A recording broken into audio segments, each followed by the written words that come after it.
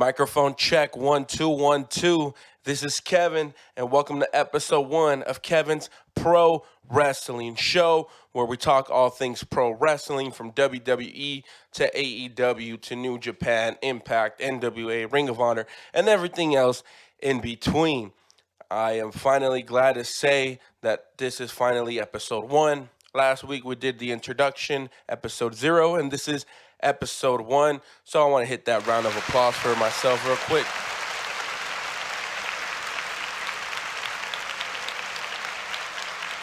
And the reason I'm hitting the round of applause is because I'm happy that I'm going to be pursuing this, and this is something that I really been wanting to do. Like I told you guys on the last introduction. If you guys haven't checked that episode out, the link is in the description. The link will be in the description down below, so you guys can check that out. So we have a really busy week. I'm going to start it all off with NXT TakeOver Portland. Honestly, it was an amazing NXT TakeOver. It's only been the second NXT TakeOver. The first one I saw was NXT TakeOver War Games back before the day before Survivor Series. So that's pretty exciting, honestly. You know, I barely got into NXT when the whole Wednesday Night War started. I knew about it not that much, but now I'm really into it.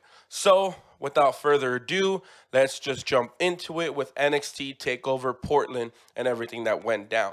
At first, on the first match, we had Keith Lee defeating Dominik Dijakovic to retain his North American Championship. Honestly, that was a great match. The biggest thing that stood out was, if you guys didn't see it, it's on the WWE Network, but you should check it out. There's like a moment where Keith Lee is sitting on a desk chair or whatever in between both announcing tables, and Dominik Dijakovic throws himself. He's inside the ring, throws himself over the top rope, and does like a flip, kind of like, don't really know what to call the maneuver, but he basically throws himself from on top of the rope of the ring all the way across and hits Keith Lee. After that, we had Dakota Kai defeated Tegan Nox in a street fight. Dakota Kai won due to interference from Raquel Gonzalez. Not really interference, right? Because it's a street fight, so anything counts. That spot that happened in the end was, wow. That looked like it hurt. Dakota Kai was on the table. Tegan Nox was about to launch herself on top of her like an elbow dropper or whatever the case was. Raquel came, started punching Tegan Nox, and then Dakota Kai moved, and Tegan Nox was thrown by Raquel onto the table, and the table did not break. And man, that thing just looked like it hurt. After that, we had Finn Balor defeated Johnny Gargano. Honestly, this could easily been. You could easily say that this was match of the night. Honestly, these guys were just going at each other with everything they had, and they were just taking their hate out on each other. After that, we had the Broserweights defeating the Undisputed Era, Kyle O'Reilly and Bobby Fish, to become new NXT Tag Team Champions. That was another great match. A lot of false finishes. I thought, I wanted the Broserweights to win, but there was a point where I thought Undisputed Era was going to come out and win, and in the end, the Broserweights were able to pull it off. We also had Rhea Ripley defeated Bianca Belair. That was a really great match as well. I think it was like around a 10-minute match or something like that. But yeah, it was a great match. I was kind of expecting interference from Charlotte Flair, but I guess it didn't happen. But either way, it was a clean victory. But what happened in the week, I'll let you guys know in a little bit what happened during the week on NXT to see where that story's going to go. And after that, we had the main event. Actually, if I go back, the Broserweights was the co-main event, and the Rhea Ripley was before that one. So that's my fault on my notes. So in the main event, we had Adam Cole defeated Tommaso Ciampa to retain the NXT Championship. Sorry, I'm a little sick. So Adam Cole defeated Tommaso Ciampa, and now this was a 30-minute match, I think, if I read correctly. It's like a 30-minute match. Honestly, it was a great match. These guys put on a hell of a banger. They went at it. They threw everything they had at each other. Now, towards the end, we had Undisputed Era come out, of course, try to do interference, try to distract the ref. I think that there was a lot of spots in the end that weren't really needed. And then Gargano came out, and Gargano turned heel on Ciampa, hitting him with the belt to cause Ciampa to lose. Now, out of all this, what I would have done differently, I think I would have had Ciampa win the belt and then have Gargano turn heel on him after that to make this rivalry for the belt. And I'm because I'm someone right now who is really thinking that I would like to see the Undisputed Era on SmackDown, helping that brand out. But I guess everybody is different on that. So that's what I would have done differently out of everything that happened on that show. So yeah, out of everything NXT Takeover Portland, I think it was a 4 out of 5. It could have been a little bit better, but honestly, it was a killer show for everything that happened. So after that, let's jump into Monday Night Raw. Now on Monday Night Raw, it all started with Randy Orton again attacking Matt Hardy. Matt Hardy was they were supposed to have a no holds barred match. Matt Hardy came out saying that he wasn't cleared. Now my biggest thing is, where were the referees? Honestly, they let Matt Hardy come out, but where were the referees? Like, I understand it's pro wrestling, and why can't it be just a little bit more realistic? Them trying to stop Matt Hardy from coming out, and they just went at it. Now, what's it called? Well, they didn't go at it. Randy Orton just attacked them viciously and did another concerto on the steel steps. And now my biggest pet peeve, they were in Washington, Everett, Washington, somewhere like that. Now I understand again, I understand it's pro wrestling, but there was people in the crowd chanting for Randy Orton. They were saying, I think they were saying one more time while he was hitting Matt Hardy with the steel chair. Like, are you guys for real? Like, how are you gonna be chanting? Like, I understand it's pro wrestling, and I don't know what's up with these fans, but like, dude, Matt Hardy's getting attacked. I understand. Again, you're like, Kevin, but it's pro wrestling. I understand. I understand that. But, dude, come on. Like, there were people buying into it, people crying and just terrified for what was happening to Matt. But then there was these people that were just chanting one more time. Like, dude, that's sick. That's just, it's just so frustrating on that. Now, after that, we had the first match, and Aleister Black defeated Eric Rowan in just the regular singles bout. Honestly, it was a really good match. Um, I thought at first I was a little because look, Eric Rowan was defeating a bunch of enhancement talent, and so was Aleister Black and whatever. And I was like, oh, dude, I knew Aleister Black was gonna win, but my big thing was I was like, is Aleister Black just in a black man? Just hit him with the black mask and that's it. But now these guys actually had like a good 10-minute match, and they were going back and forward at it. There was a point where it almost looked like Eric Rowan was gonna pick up the win. So in the end of that, yeah, Aleister Black ended up getting that pinfall to beat him with the black mask and took home that victory. Now after that, we had Charlotte Flair come out and address Rhea Ripley. Because one thing that I didn't mention on the NXT Takeover Portland results is after that match, Flair came out and attacked Ripley, and then at the end, lifted up the belt. So basically, she came out on Raw saying that that she's going to be challenging Ripley for the NXT Championship, which is cool. A lot of people don't like it. I like it. It's cool. It's going to hopefully take NXT to that next level, make it more competitive with AEW. Because I honestly think AEW this week, when I get to it, it had a killer show compared to NXT. But maybe we can possibly see Bianca Belair get involved somehow, some way, triple threat. I don't know, maybe. But when I talk about NXT, you'll understand why I keep bringing up Belair into this conversation.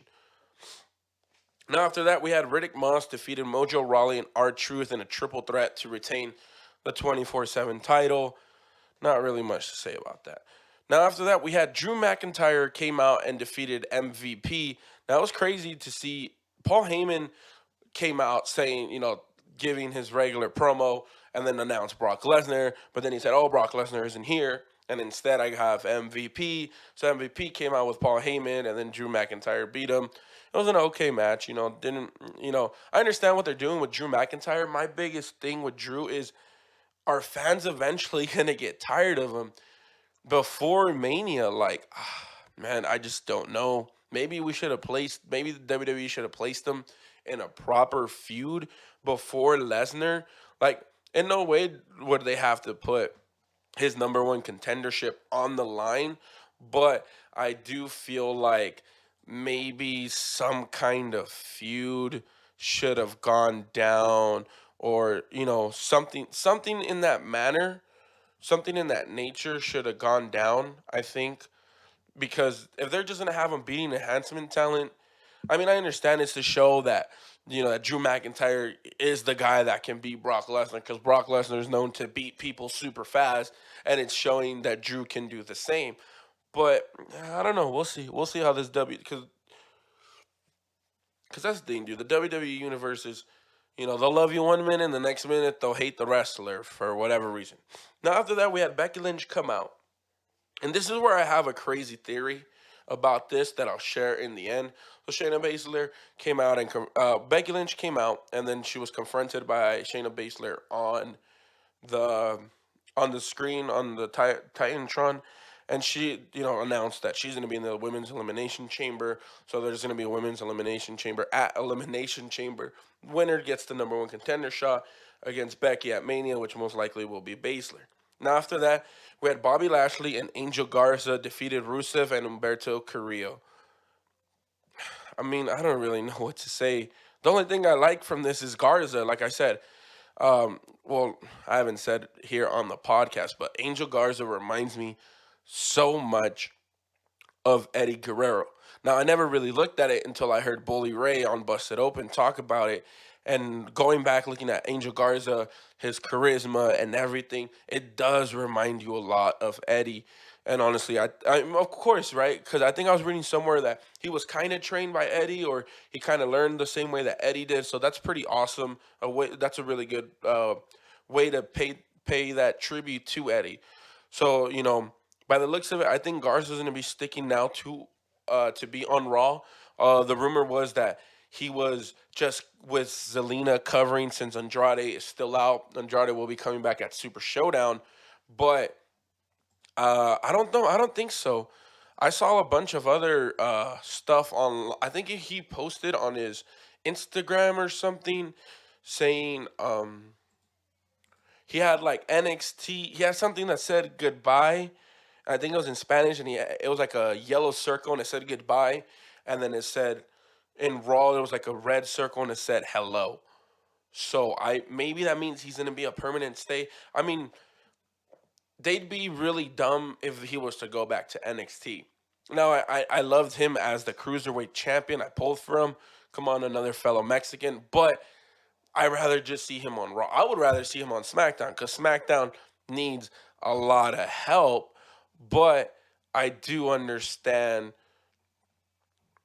I do understand why he would what's it called, go back to NXT. Maybe they think that he's not ready, but his charisma, I just think he has the it factor, and I would love to see him one day be the WWE champion. Now, some people are like, oh, he's kind of small. Dude, he can get big. And like I said, Eddie was a great champion, and I think Garza can be a great champion, or at least just a United States champion to start out. So after that, we had Kairi Sane defeating Natalia via countout. Yeah, don't really know what really to say about this match. It's just, it is what it is. I mean, I they need to be booking the Kabuki Warriors better, and especially Natalia. I think eventually I'm gonna come out with something on how they can fix the women's division, but that'll be just later down the line. After that, we had once again, well, Seth Rollins had his like a church sermon or whatever with the AOP and Murphy, and Kevin Owens and the Viking Raiders interrupted, and there was a big brawl or whatever, and they got out of the ring, and then it was announced that, of course, there was going to be a six-man tag match, which I'll get to that in a minute. Then after that, we had the return of AJ Styles. AJ Styles and the OC were in the ring. AJ Styles finally came back from injury, which is great to see. He cut a promo saying that he was Mr. WrestleMania, which when I get into the wrestling news, maybe I can, I'll let you guys know what I really think about what he said on that. So after that, we had Kevin Owens and the Viking Raiders basically defeated Murphy and the AOP ended in a disqualification due to Seth Rollins, and the Street Profits came out, and now the Street Profits get a title shot at Super Showdown. I don't know if I'm the only one, guys. Hopefully you guys feel the same, but the way that I feel, I'm just really tired of seeing Kevin Owens, the Viking Raiders, Samoa Joe versus Murphy, AOP, and Seth Rollins. I think it's going to lead into a Kevin Owens versus Seth Rollins at Mania, and possibly Murphy and Joe, which I think those would be two great singles matches, but keep them as singles matches. Dude, it's just for weeks we've been seeing the same thing with these eight wrestlers every week, week in and week out, and week in and week out, and it's just it's annoying to me, honestly. Raw was a good show, but it's just annoying on that part that we're just seeing the eight guys over and over when they have so much more talent that they can use. So I think the show was. I'm gonna give it a 3.5 out of 5 on that one. Now my crazy theory that I have is, so Becky Lynch has been going on a really. She's been acting like cocky because she's a champ. She beat Asuka, and my crazy theory is, what if for some weird reason WWE was to push Shayna Baszler as a face and turn Becky heel? Now, the rumor that I've heard is supposedly her and Rollins will be taking some time off after Mania, so it could be that possibly could be an option.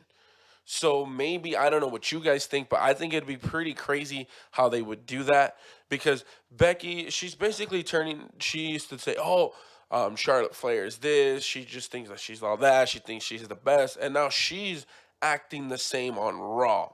So it's just like that's a heelish attitude. That's a cocky attitude. Now some fans may disagree and say no, but she can't act like that because she's the best. She's beating them all.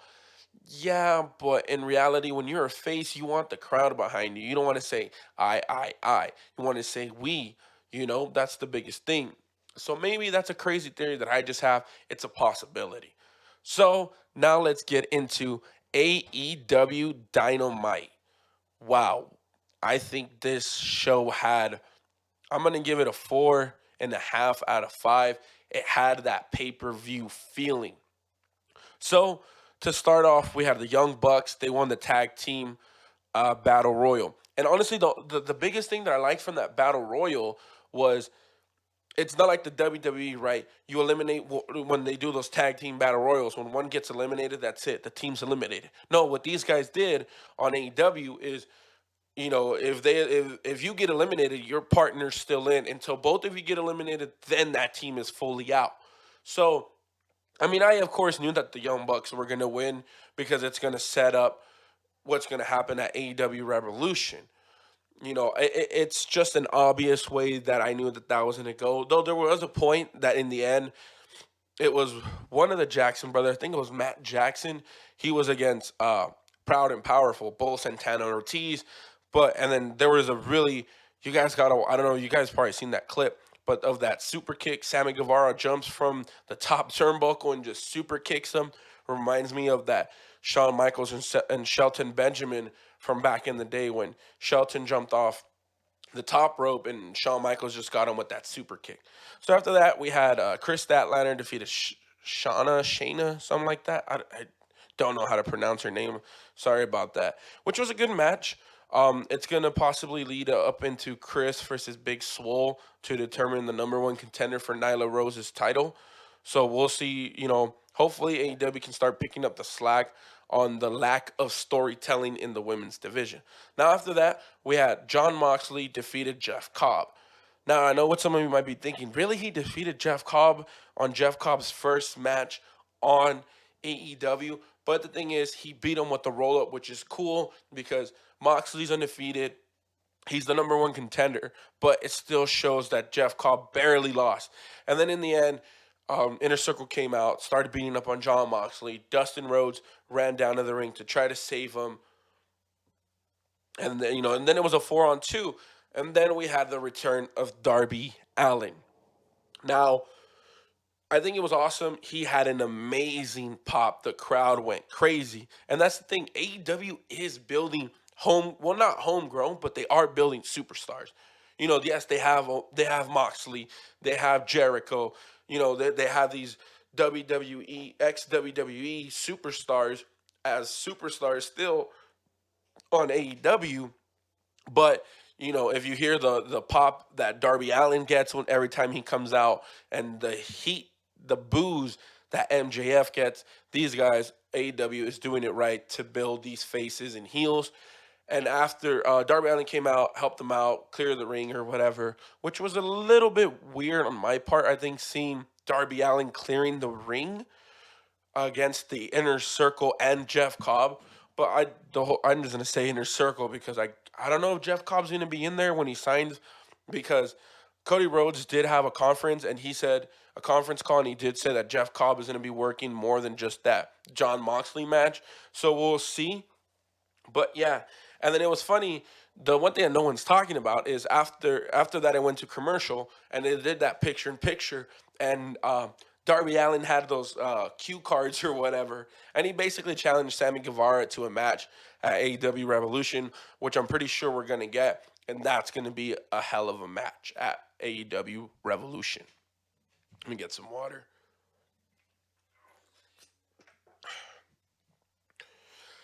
So after that, we had Kenny Omega and Adam Hangman Page, or Hangman Adam Page, defeated the Lucha Bros to retain their tag team champions. So that's right, we're gonna see the Young Bucks versus Kenny Omega and Adam Page.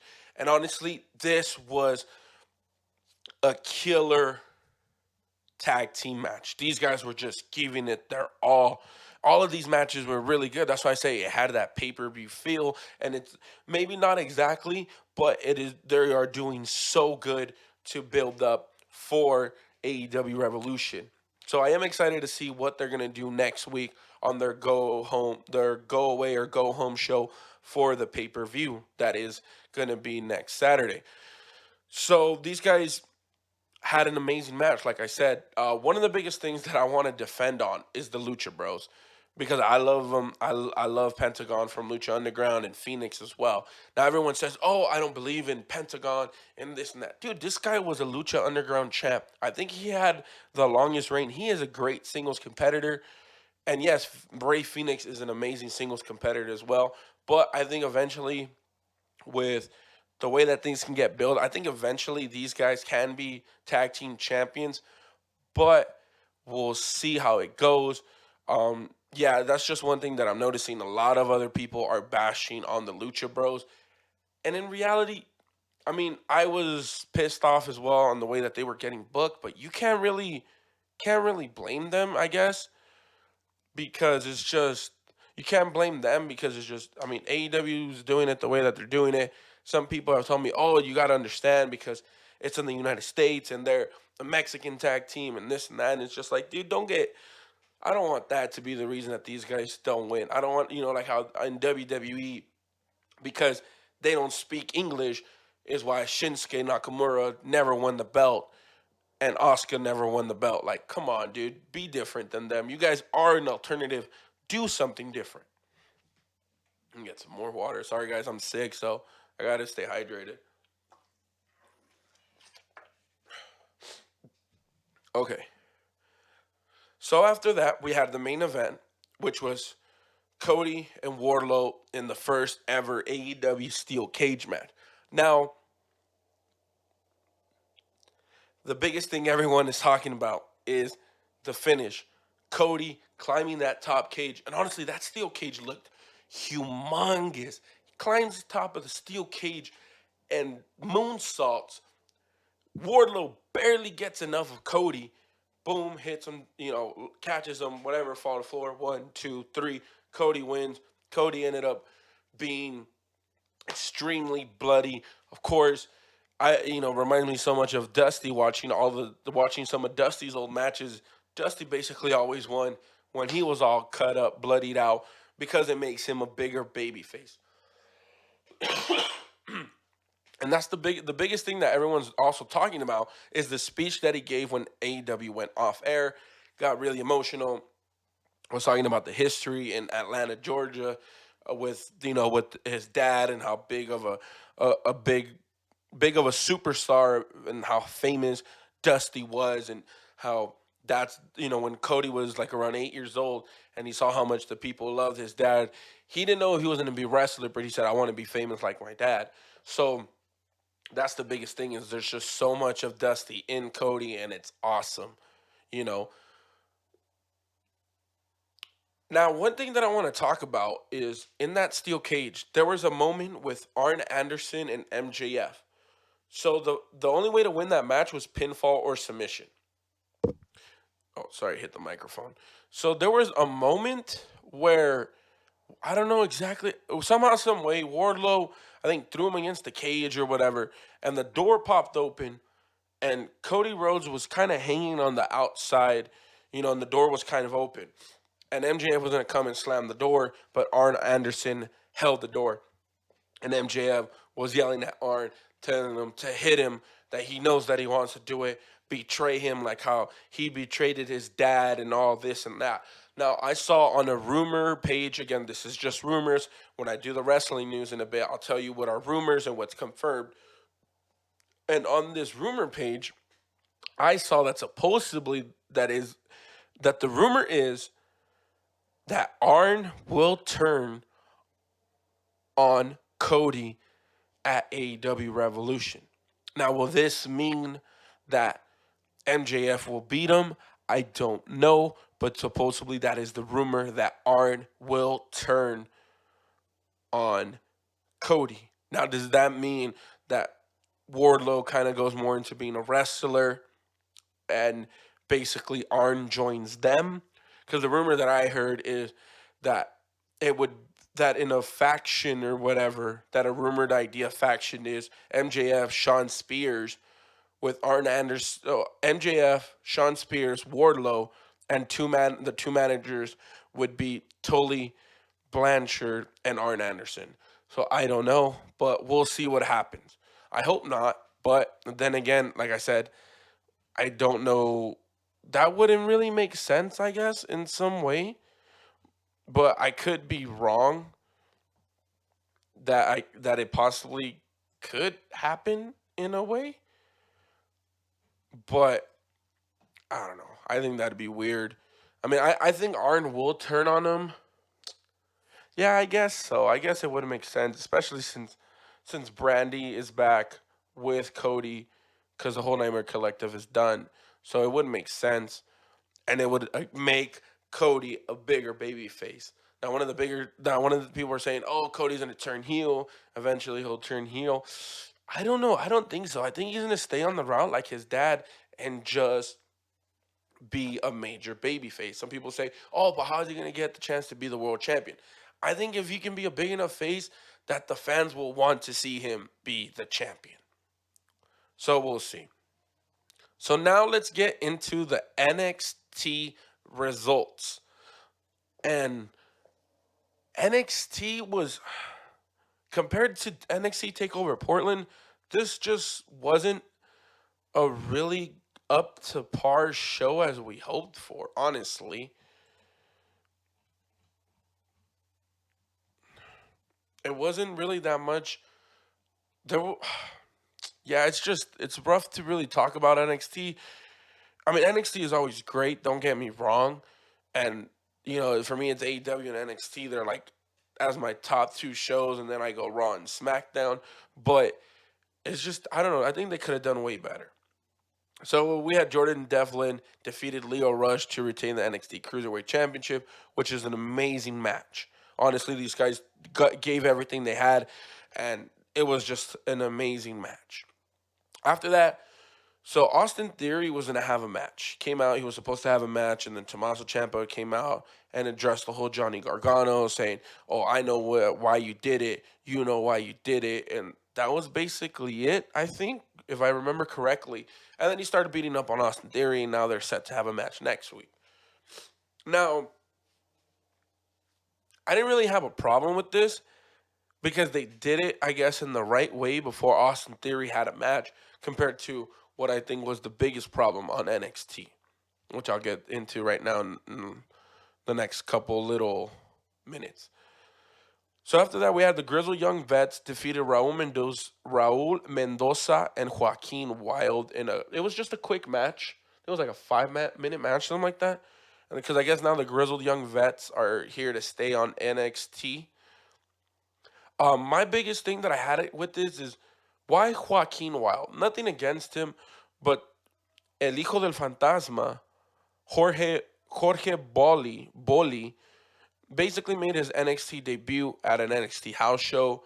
Maybe I get it. Maybe he's not ready yet to be on TV, but he partnered up with Raul Mendoza, and they got that win. So why wouldn't you just already debuted him? Maybe I get it because they want to, they're still trying to figure out ideas for him. But yeah, this was it was in a whatever's match. Then after that, we had the Broserweights defeated Oni Lorcan and Danny Burch, which was a good match. After that, we had Keith Lee defeat Kona Reeves in what was just another quick match.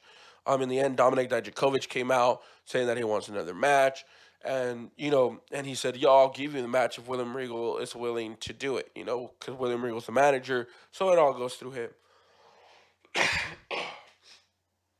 Okay. After that, this is where it really gets into this whole Belair that I talked about earlier. We had Chelsea Green defeated Caden Carter. Now, all right, this is where I'm gonna get into it. During the match, Bianca Belair came out and interrupted the match. Did the whole Kanye West thing. Remember when back in the day, I guess, that he came out and interrupted Taylor saying, it's cool that you won, but Beyonce had a way the music video of the year or whatever. I don't know, something like that. And Bianca Belair came. Oh, I'm happy for y'all, but I'm here to call out Charlotte Flair because she put her hands on me and this and that. The referee did nothing. The referee let her talk. Like, what are you doing? If I was Chelsea Green, I would have decked her because they did it correctly with Tommaso doing it before the match. And I wouldn't have had a problem if she would have came out and do it before their match or after their match.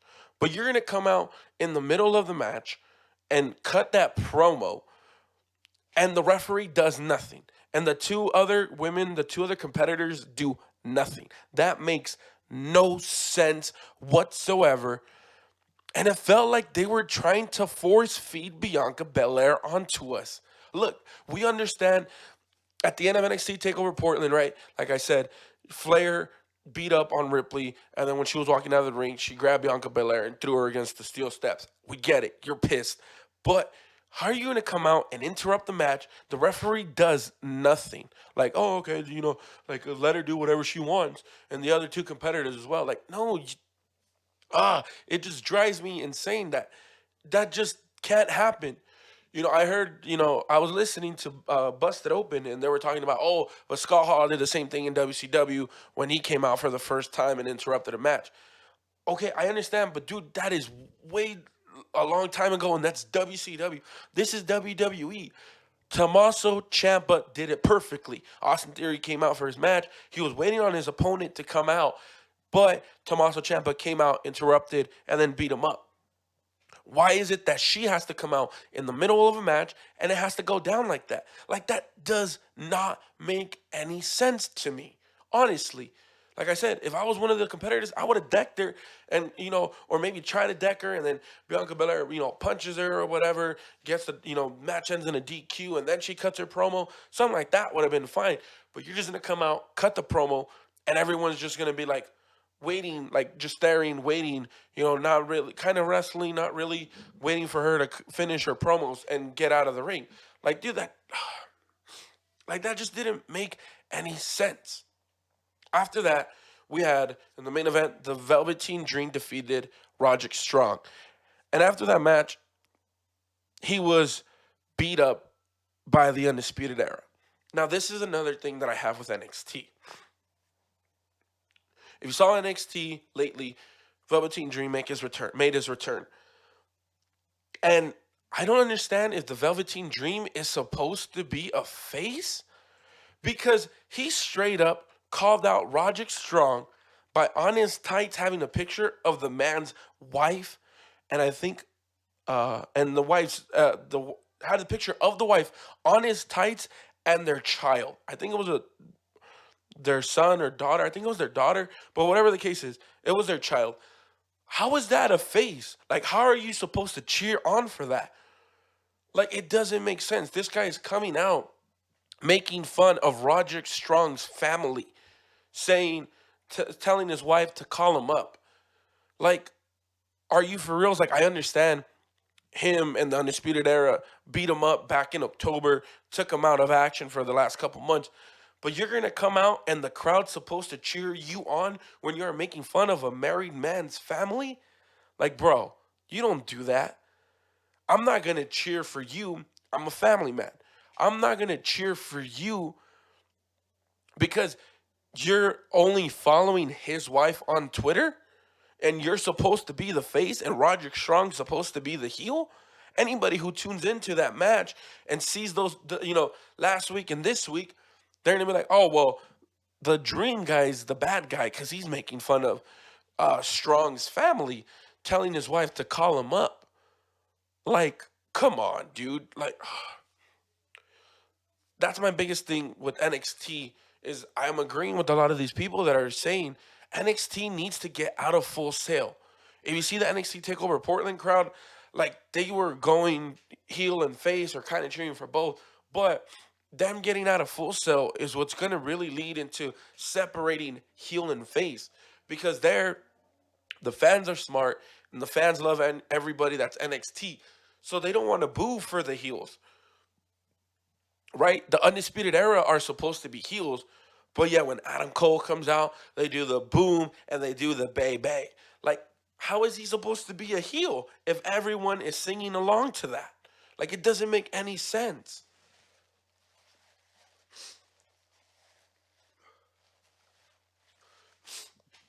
So that's my biggest thing is just like, how is he supposed to? How are we supposed to get behind Velveteen Dream when he's making fun of another man's family? Honestly, that to me doesn't it doesn't really make any sense. Now, let me see.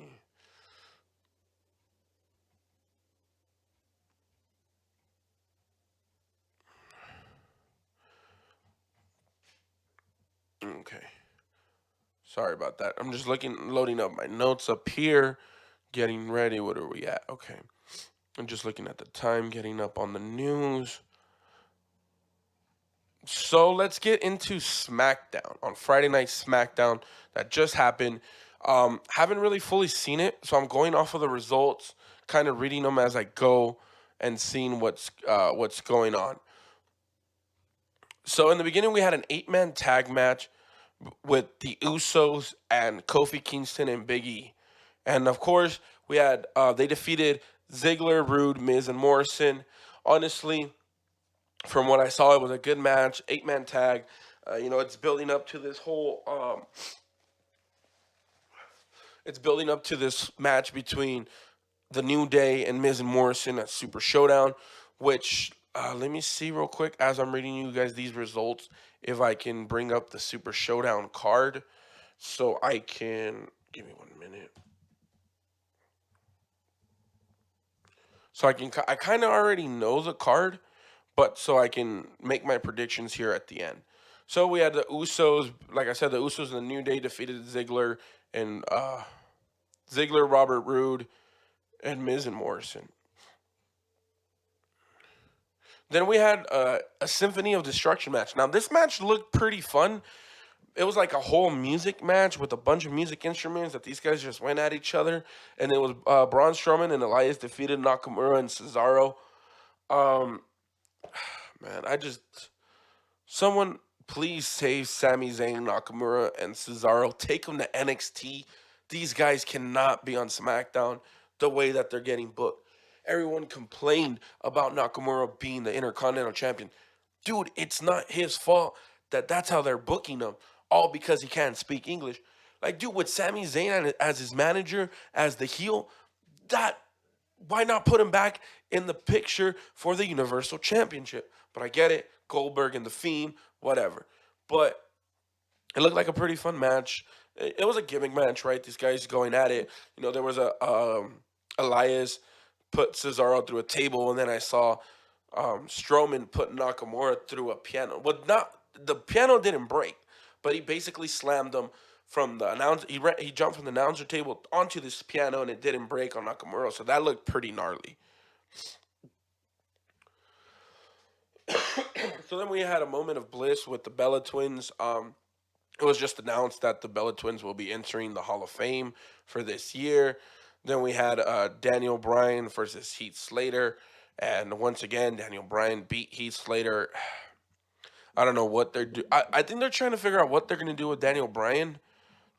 Um, yeah, I would like to see him go against Braun Strowman for that Intercontinental Championship. I think that would be a fun, interesting match. But yeah, I think no matter what, they're just doing what they can to keep him on TV. But they're trying to do what they can to keep Daniel Bryan on TV. But dude, now they're jobbing out Heath Slater. Like, come on, man. After that, we had the number one contender match between Naomi and Carmella, which ended up resulting in Naomi winning. Now, I don't have a problem with this, because Naomi and Bailey are supposed to go at it at Super Showdown. I would like to see Naomi win, and with the return of Sasha Banks, to see Naomi versus Sasha at Mania for the SmackDown's Women's Championship. I think that would be a better match than to see Naomi and Bailey at Mania, but we're already going to get them at Super Showdown next week. So I guess we'll see how that goes. And then after that, we had Goldberg return to basically to talk about The Fiend, about his match against The Fiend. Let me see, just looking at the notes on this.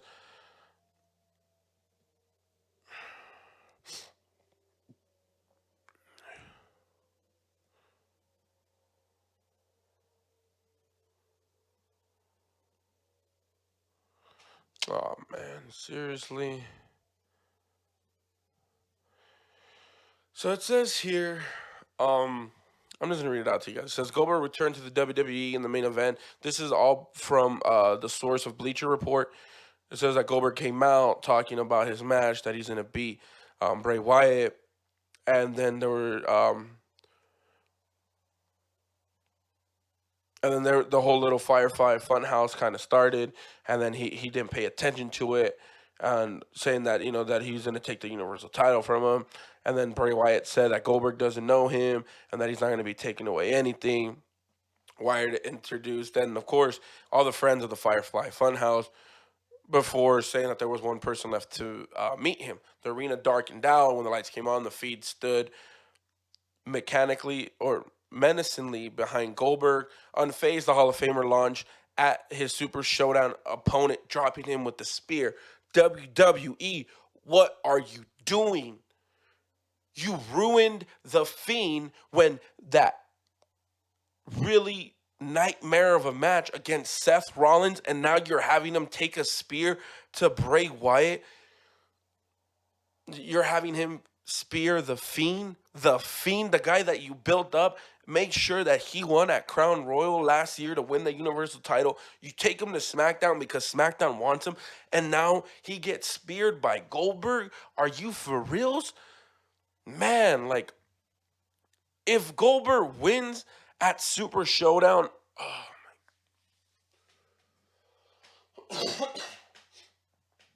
I honestly don't know what to say. If he beats if he beats the Fiend, I'm just gonna be done with SmackDown. I understand some people are, the rumor is that he's gonna beat the Fiend and we're gonna see Goldberg and Reigns at Mania. But it's just never should have put the belt on the Fiend, man. Um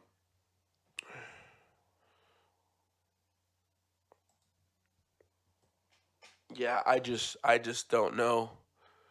Let me see. I'm just trying to refresh. Yeah, I guess that's everything that happened on SmackDown.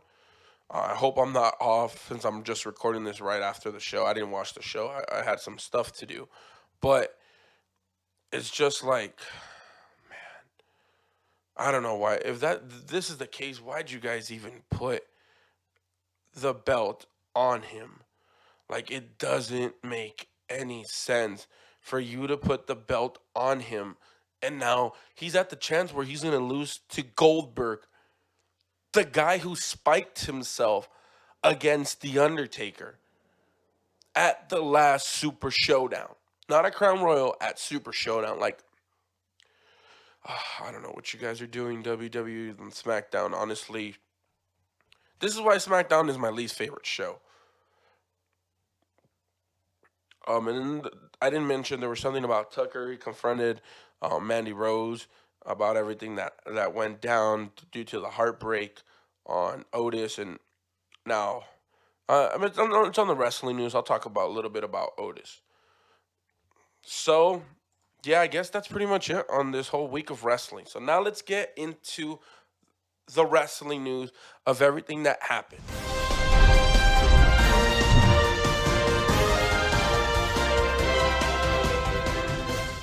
So the first thing, like I said, we have Charlotte Flair will go up against Rhea Ripley at WrestleMania 36.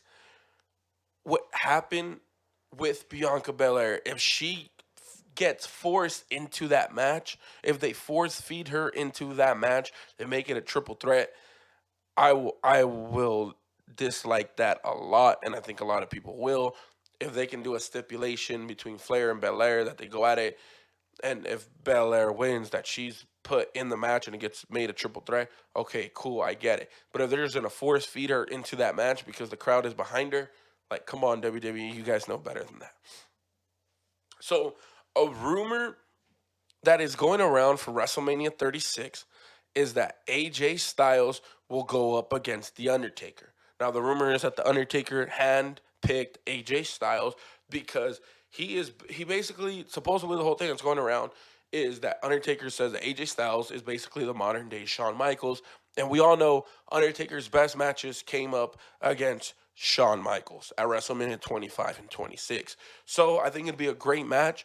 I think AJ Styles could make The Undertaker look good, especially since Undertaker's age. Undertaker, like I said, one of my favorite wrestlers growing up. But because of his age, he can't really do everything. And AJ Styles is amazing at selling. So I think that would be a really great matchup. Though my fantasy booking, the way that I wanted to, was Undertaker and Sting, a short 7-minute match. But I think the Styles and Taker match would be a good 10-minute match. And I think they can put on a really good show, and Styles can make Taker look good. Of course, I believe they would have Undertaker winning. They're not going to have him lose to AJ Styles. But, Styles would go over, and Undertaker would go way over by getting that victory. Now, another thing in the wrestling news, I saw this week that Sasha Banks will be in the upcoming season of The Mandalorian.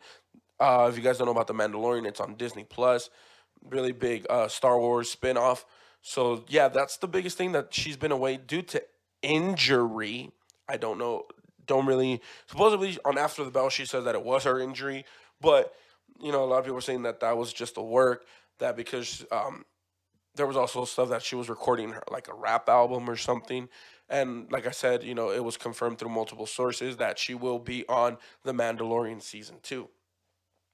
Now, another thing that was in the news this week, according to The Sun, WWE is possibly going to bring one of the 4 big pay-per-views to the UK in 2022 due to their agreement, due to their new agreement with BT Sports. And the big rumor is SummerSlam. I don't think these guys would take WrestleMania overseas, especially to the UK, because when they do it, when they do Raw or SmackDown, they do tape recordings, and they're not, they want to do it live. So I think they can find a way to do SummerSlam live in the UK for 2022, and I think that would be pretty cool. I don't remember the last time the UK had a pay per view, especially one of the. I don't think they've ever had one of the big ones, or I think they did in. I think it was SummerSlam, but a long time ago. Correct me if I'm wrong, but yeah. Now, another rumored match for WrestleMania 36, like I said, a rumored match is next Friday. We're going to see the return of John Cena. And the rumor is John Cena versus Elias at WrestleMania 36.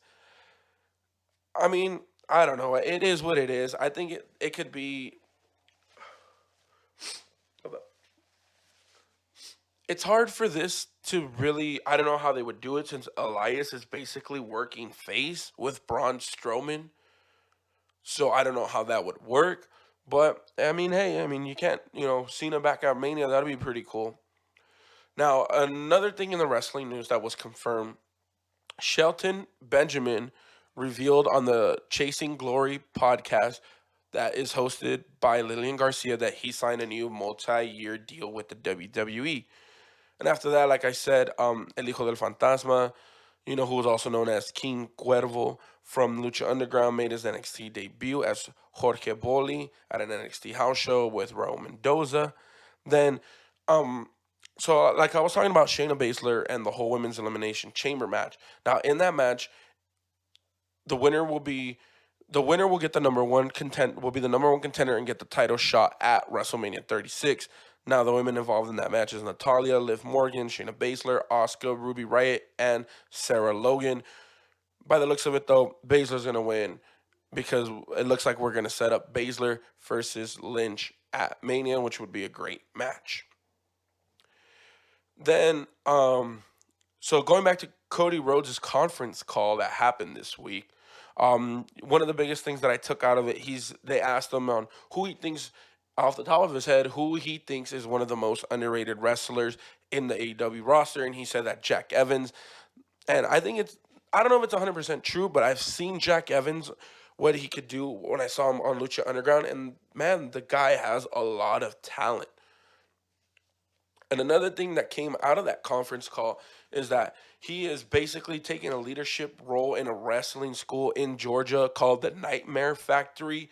It's not kind of like how it's not a performance center training school like the WWE has with the performance center, but he says maybe in the future it could be like that for AEW, so that's pretty cool to see. Um, Another thing, well, it wasn't out of this conference call, but just recently he was on a morning talk show, I think, something like that on TV, and um, he talked about possibly 5 years or so, depending on how things are.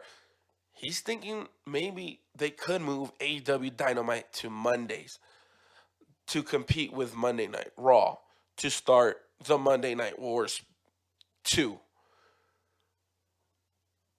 Now, you guys can say what you want to say about that. I don't. I'm iffy on that. I mean, I think it depends if these guys can bring in more talent and build more stars, maybe they could compete. If these guys can get close to that 2 million range on the viewer ratings, then it is a possibility that that could happen. But I think they're fine how they are right now.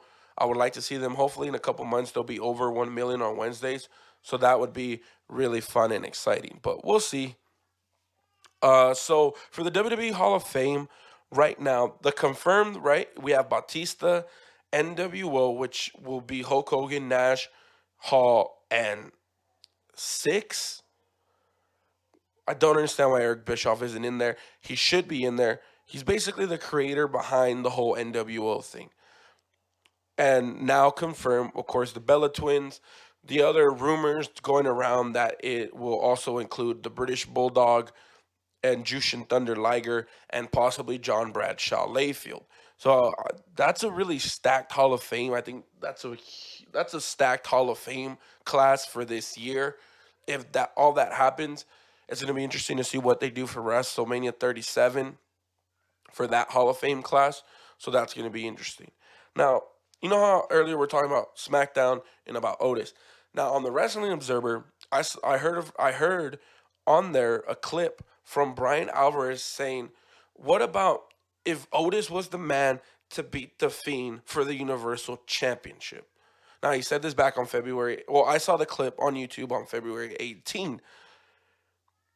So what he basically said, the Fiend beats Goldberg and beats Roman Reigns. But because of Otis and everything that's been going on with his situation and how people love him, what if basically he is the biggest baby face on SmackDown. Why not have him beat the Fiend, Bray Wyatt, to become the Universal Champion?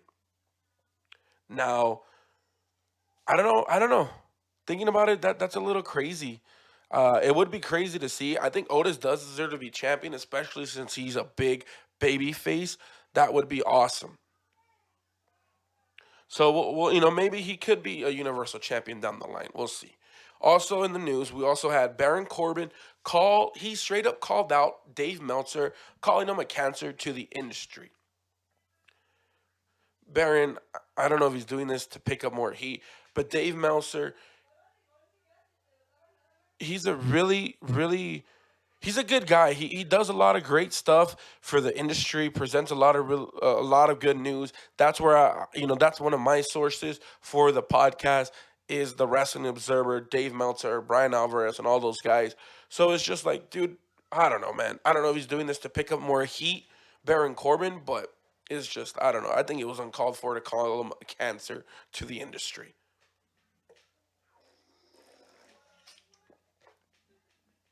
Now let's get into this little quick wrestling news, but not from the WWE or AEW. It is from the AAA, La Lucha Libre. Now, I recently saw that basically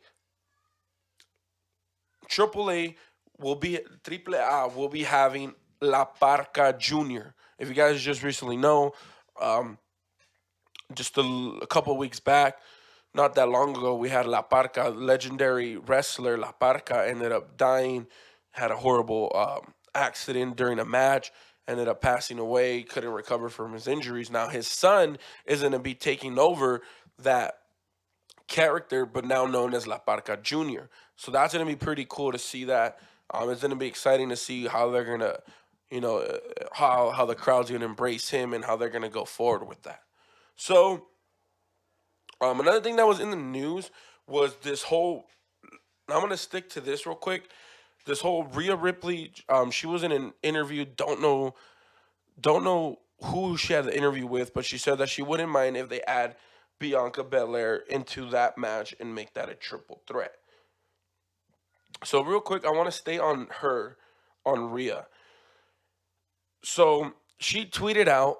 I'm grabbing this on my phone. She tweeted out, the whole because Charlotte came out and responded on Raw and all that stuff. Now, this is what she responded on Twitter saying. This is what Rhea said, basically tweeting it back to Charlotte, not tagging Charlotte, but replying because WWE they shared that little 2 minute promo or whatever that Charlotte did on Raw, and this is what Rhea said. I didn't scratch, claw, and fall down as many times as you did to gain respect. Are you kidding me? I've made my name from absolutely nothing. I didn't get my WWE contract handed to me on a gold platter because of my last name.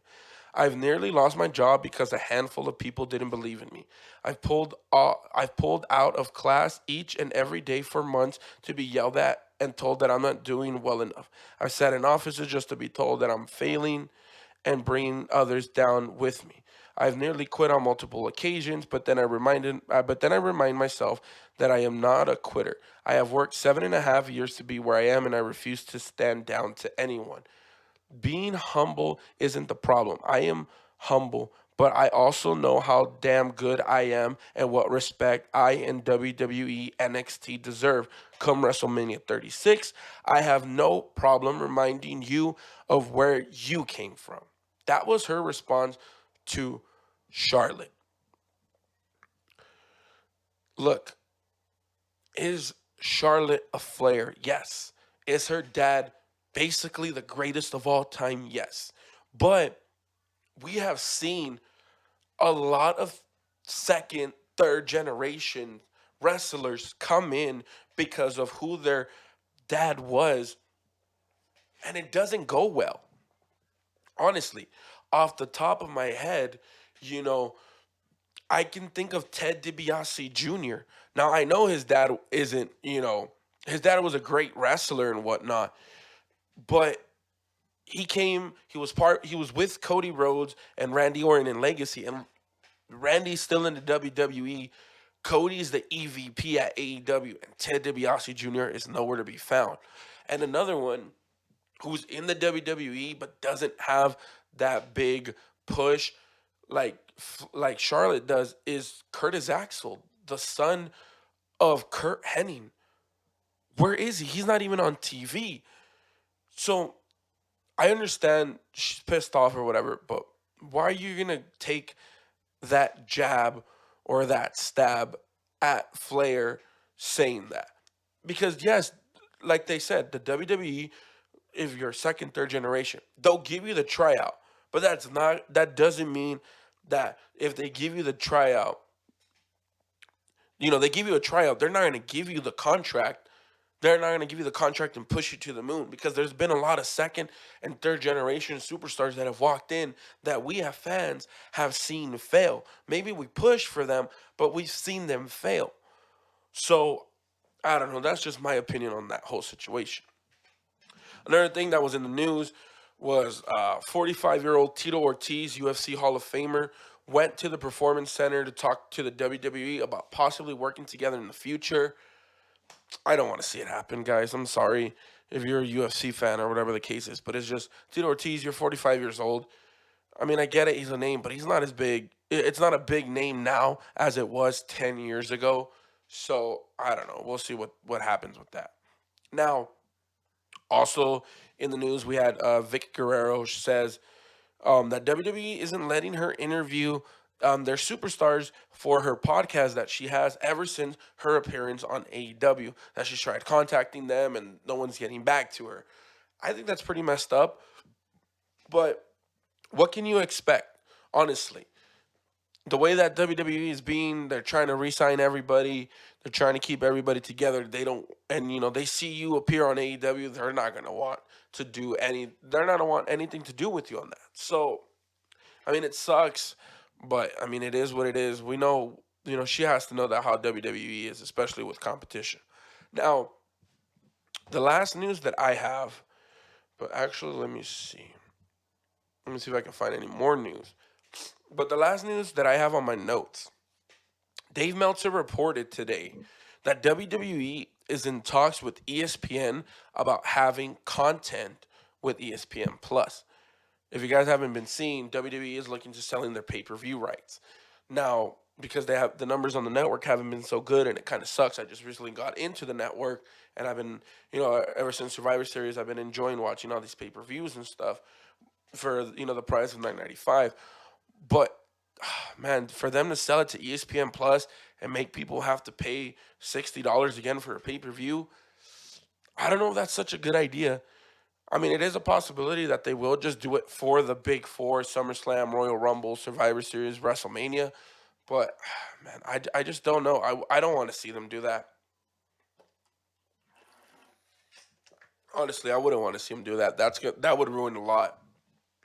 And people, I mean, would that mean the end of the WWE network? Because, I don't, the whole point of that is you get to see these pay-per-views. But if you're going to cut that off, I mean, I don't know who would. I mean, would you really want to pay $9.95? I mean, they have a cool. The archive is amazing. All the old school matches and all that stuff is awesome. But yeah, I mean, I don't know. I don't know, man. I guess we'll see. We'll see how that goes. Let me see. I'm just looking here at the news. Let me see. Yeah. Okay. Yeah, I guess that's everything, man. I think that should be everything. So one thing that I'm doing here, right? So we have all this stuff. Now it's time to get into what I think was the show of the week. So for me, I'm not gonna count NXT Takeover Portland. The weekly show of the week, I am going to have AEW as the show of the week. It just had that big pay per view feel, and it was the best show. Um, Honestly, there wasn't a really another better show. The way that it was booked and everything, how everything worked out. Honestly, that was the best show of the week. And for my wrestler of the week, who I think was the best wrestler of the week from all the brands, all four shows across, I'm gonna give it to Cody. The big win, guaranteeing that he will take on MJF at AEW Revolution. So now to finish off, let's go into WWE Super Showdown that will be next week on the matches that are confirmed, and I'm going to do my predictions. Um, Going off the top, off the match that was just confirmed, Naomi versus Bailey, I'm going to go Naomi. I think it would be cool to see her win the championship at Super Showdown. Bailey's been lacking as a heel. I think it'd be great to put the face as the champion and see her and Sasha at WrestleMania. So, and then we also have the Raw Tag Team Champions, Seth Rollins and Murphy, putting the belts on the line for the Street Profits. I'm gonna go Street Profits because I want to see Joe against Murphy and Kevin Owens versus Seth Rollins to set up those singles matches. The first ever Twike Trophy Gauntlet that includes Andrade, Rusev, R-Truth, Bobby Lashley, AJ Styles, and Eric Rowan. I am going to go with I'm gonna go with AJ Styles. I think Andrade will have a strong showing, but I think they'll have him take the L because since he is coming off a wellness suspension, I think AJ Styles will win that. Then we have Roman Reigns versus King Corbin in a steel cage. Roman Reigns. Hopefully that is the end of the feud. Now, something crazy that I want to mention is, right, the whole rumor if Bray Wyatt, if the Fiend beats Goldberg, right, we see the Fiend and Roman Reigns. Now, the big thing is how the fans going to react. How would you as a fan would have reacted if instead we would have had Corbin versus Reigns for the Universal Champion and basically having King Corbin as the champion and having Roman Reigns beat him. I know, but you're like, oh, but the Fiend's already the champ, and then Corbin beating the Fiend, whatever the case is. But I'm just saying, I think that would have been a better heel face because I think Roman Reigns would get a better reaction. Then we have the New Day versus Miz and John Morrison for the SmackDown Tag Team Champions. I'm going to go New Day, but I have a feeling Miz and John Morrison will walk out as the new champions. And then we have The Fiend, Bray Wyatt putting the Universal Championship on the line against Goldberg. I'm going with The Fiend, but my gut tells me Goldberg's going to walk out as the champ because they want to protect Goldberg because he's the Hall of Famer. Like, no, dude. You did so much to work the Fiend back up to where he is, though he didn't need the belt. But you worked so hard to put him back up where he is. Like, come on, man. You should have done better than that. And then we have the WWE Championship on the line between Brock Lesnar and Ricochet. Brock Lesnar, of course. But I hope these guys can have a 10-minute match. I don't want to see a squash match within a minute or two or 9 seconds like they did on Kofi Kingston. I think Ricochet, put Ricochet over, but have Brock Lesnar win. Make it look like, oh, there's a chance that Ricochet could beat Brock Lesnar, and then Brock Lesnar just destroys him in the end. So those are my predictions for WWE Super Showdown on the matches that have been confirmed today on February 21st at 9:06 p.m. here in Utah. So let me look again at the news. I think that's pretty much it, guys. We're already going at an hour and 8 minutes, almost an hour and 10 minutes. So, yeah. Yeah, that's pretty much it, man. So I'm gonna finish up. I'm gonna finish up right there. I want to thank you guys for listening to this whole podcast. I hope you guys can hit that like button, hit subscribe, comment down what you guys think below. Now, usually I do answer questions for fans, but since I am barely building up a fan base, if you guys do have any questions, anything you guys want to hear me talk about, you guys can drop that down in the comment section down below. I am going to be working on getting this podcast on all digital platforms. So that will be coming soon. Right now, you guys can listen to it here on YouTube. Can also click the link down below for the audio that is on SoundCloud. So yeah, I want to thank you guys, and it's been awesome, finishing up this first episode. I want to thank those 14, 15 views that I have on my first episode. And I know it's not going to happen overnight. And I have big plans, hopefully by the time I'm 28, 29, or 30, I can do this full time. be making a good living off of this, but I'm not just doing it to make I am doing it to make a living off of this, but I'm doing it because I love the sport. I love pro wrestling, and I love being on this microphone talking to all you guys. So I want to thank you guys. Again, this is Kevin signing off. This was Kevin's Pro Wrestling Show, and we'll see you guys next week. So hit that subscribe button and stay on the lookout for the next episode. Peace, y'all.